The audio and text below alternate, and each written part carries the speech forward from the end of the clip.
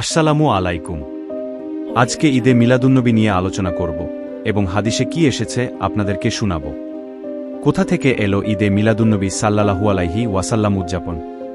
হাদিসের 6খানা বিশুদ্ধ ও প্রসিদ্ধ কিতাবের অন্যতম সুনানুত তিরমিজি শরীফে একখানা আলাদা চ্যাপ্টার আছে, যে বাবু মা জায়াফি মিলাদিন্নবী সাল্লাল্লাহু আলাইহি ওয়াসাল্লাম উদযাপন, অর্থাৎ যে প্রিয়নবী সাল্লাল্লাহু আলাইহি ওয়াসাল্লাম দুনিয়াতে আগমন সম্পর্কে যা এসেছে, যে দেখুন সাহাবায়ে কেরাম হুজুর রাসূলুল্লাহ সাল্লাল্লাহু আলাইহি ওয়াসাল্লাম জন্ম বৃত্তান্ত অর্থাৎ মিলাদুন্নবী নিয়ে আলোচনা করতেন কিনা। এরকম অসংখ্য হাদিস এসেছে। হাদিস, সিরত, দালাইলুন নুবুওয়া, শামাইল এবং তাবাকাত এর কিতাবের সদস্য। এসবের প্রাতিষ্ঠানিক রূপ হচ্ছে ঈদে মিলাদুন্নবী সাল্লাল্লাহু আলাইহি ওয়াসাল্লাম উদযাপন। এখন আমরা যা করছি, সাহাবায়ে কেরাম সুন্নাহ শুনেছেন, দেখেছেন, কিন্তু সুন্নাহ স্টাডির প্রাতিষ্ঠানিক রূপ তখন ছিল না। পরবর্তীতে মাদ্রাসা সিস্টেমে সেটা হয়েছে, যে উলুমুল হাদিস নাম। তাফসির শুনেছেন, কিন্তু তা প্রাতিষ্ঠানিক রূপ পায়নি। পরে এটা প্রাতিষ্ঠানিক রূপ পায় যে ইলমুত তাফসির নাম। সাহাবায়ে কেরামের যুগে ইলমুত তাফসির নামে আলাদা কোনো সাবজেক্ট ছিল না। শ্রেষ্ঠ মুফাসসির হযরত আব্দুল্লাহ ইবনে আব্বাসরা। এর জন্য নবী করিম সাল্লাল্লাহু আলাইহি ওয়াসাল্লাম এই বলে দোয়া করেছেন যে আল্লাহুম্মা আল্লিমহু তাবিল ওয়া ফাক্কিহু ফিদ্দিন। কুরআন মাজিদের তাবিল শিক্ষা দেওয়ার জন্য আল্লাহর কাছে দোয়া করেছেন, দিনের বুঝ দেওয়ার জন্য দোয়া করেছেন। এই তাবিলই পরে হয় তাফসির শাস্ত্র, অর্থ কুরআন মাজিদের ব্যাখ্যা। দিনের গভীর বুঝ হয় ইলমুল ফিকহ। প্রিয়নবী সাল্লাল্লাহু আলাইহি ওয়াসাল্লাম ও সাহাবায়ে কেরামের যুগে অপ্রাতিষ্ঠানিকভাবে আত্মশুদ্ধি চর্চা শাস্ত্রের প্রাতিষ্ঠানিক নাম হয় অনেক পরে ইলমুত তাসাউফ। এভাবে শত বিষয় বলতে পারব যা অপ্রাতিষ্ঠানিকভাবে হুজুর রাসূলুল্লাহ সাল্লাল্লাহু আলাইহি ওয়াসাল্লাম এবং সাহাবায়ে কেরামের যুগে প্রচলিত ছিল, যা পরবর্তীতে প্রাতিষ্ঠানিক নাম ও রূপ পা। নামে কি আসে যায়? শেক্সপিয়ার বলেছিলেন, আর আরবে বলে, লা মুশাহাতা ফিল ইস্তিলা। কোন নামে কি হচ্ছে তাতে কি আসে যায়? যে নামেই হোক কাজ কি করা হচ্ছে সেই নামের আড়ালে, সেটাই মূল বিষয়। হারাম কাজকর্ম দ্বারা যদি কেউ ঈদে মিলাদুন্নবী মাহফিল করে, তবে তা সর্বতোভাবে হারাম। নারী পুরুষ একত্রিত হয়ে খেমটা নাচ ও গান বাজনা উদাহরণস্বরূপ, অথবা ডিজে পার্টি, হিন্দি গান যদি বাজ, মায়াজাল্লা, এটা তো কমন সেন্স। কে এগুলোকে জায়েজ বলবে? কিন্তু কুরআন মাজিদের তিলাওয়াত, হুজুর রাসূলুল্লাহ সাল্লাল্লাহু আলাইহি ওয়াসাল্লামের সম্মান, প্রশংসা, মুহাব্বত, সুন্নাহ, আদর্শ, শিক্ষা, বৈশিষ্ট্য, গঠন ইত্যাদি আলোচনা, দরুদ ও সালাম পাঠ, নাতে রাসূল পাঠ, জিকির, মানুষকে খাবার খাওয়ানো, এই কাজগুলো যা আমরা ঈদে মিলাদুন্নবী মাহফিলে করে থাকি, এই সবগুলো কাজের পক্ষে আলাদা আলাদাভাবে সহিহ হাদিস ও সাহাবায়ে কেরামের আমল আছে। এখানে কোন কাজটা হারাম? কোনোটাই না। এখন বলবেন, আলোকসজ্জা, গেট, তোরণ, জশনে জুলুসের রয়ালি ইত্যাদি কোথা থেকে এলো? আমাদের বুঝা দরকার, এই কাজগুলো কোনো ইবাদাত না।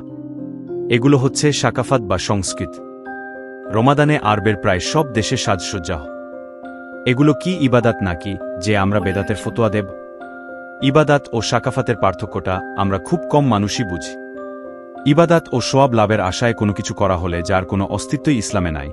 কুরআন সুন্নাহের বিপরীত এমন কাজ বেদাতে সাইজিয়া বা খারাপ পথভ্রষ্ট বেদাত, যা পরিত্যাগ। সংখ্যাগরিষ্ঠ মুসলমানের এই দেশে হিন্দু দেবতাদের নামে রয়ালি, আলোকসজ্জা, গেট, তোরণ ইত্যাদি নির্মাণ হয়। অবশ্যই এটা তাদের ধর্মীয় ও নাগরিক অধিকার। আমরা কোনোভাবেই এগুলোতে বাধা দিতে পারি না। আমরা অহিংসার পক্ষে 100 এই সকল ধর্মের মানুষের শান্তিপূর্ণ সহাবস্থানের পক্ষে আমরা। কিন্তু এই মুসলমানের দেশে আমরা কেন আমার নবীর নামকে ঊর্ধ্বে তুলে ধরতে পারব না, যিনি সাইয়্যিদুল মুরসালিন, রাহমাতুল্লিল আলামিন? সাংস্কৃতিক আগ্রাসনের মাধ্যমে আমাদের ইয়াং জেনারেশনকে বিপদগামী করছে।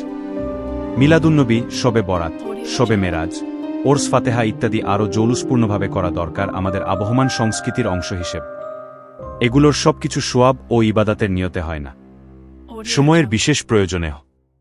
সূরা ইউনুসের 58 আয়াত, সূরা দোহার সর্বশেষ আয়াত, সূরা আম্বিয়ার 107, মায়দার 114, আলে ইমরানের 161 ও 81 আয়াত সহ আরও বহু আয়াত দিয়ে আমি দলিল দিতে পারি ঈদে মিলাদুন্নবী সাল্লাল্লাহু আলাইহি ওয়াসাল্লাম উদযাপনের পক্ষে। সেদিকে আমি যাব না। মদিনা শরীফে নবী করিম সাল্লাল্লাহু আলাইহি ওয়াসাল্লাম যখন পৌঁছান, তখন সকল মদিনাবাসী যে তালায়াল বাদরু আলাইনা জগে দফের তালে তালে হুজুর রাসূলুল্লাহ সাল্লাল্লাহু আলাইহি ওয়াসাল্লাম কে বরণ করে নিয়েছেন জুলুস বা রয়ালি করে, যা মুসলিম শরীফেও এসেছে সংক্ষেপে আনাস বিন মালিকরা থেকে। সেদিন হাজার হাজার মদিনাবাসীর জবানে ছিল যে ইয়া মুহাম্মদ ইয়া রাসূলাল্লাহ, যে এই স্লোগান সহিহ মুসলিম হাদিস নং ৭০০১।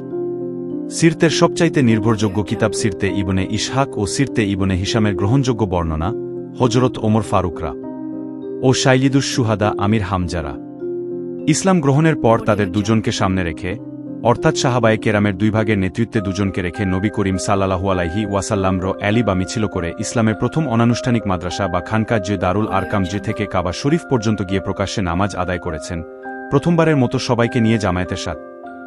এসব দলিল আমি দিচ্ছি না, বরং আমি বলছি এসব আমাদের সংস্কৃতি, এসব প্রয়োজন।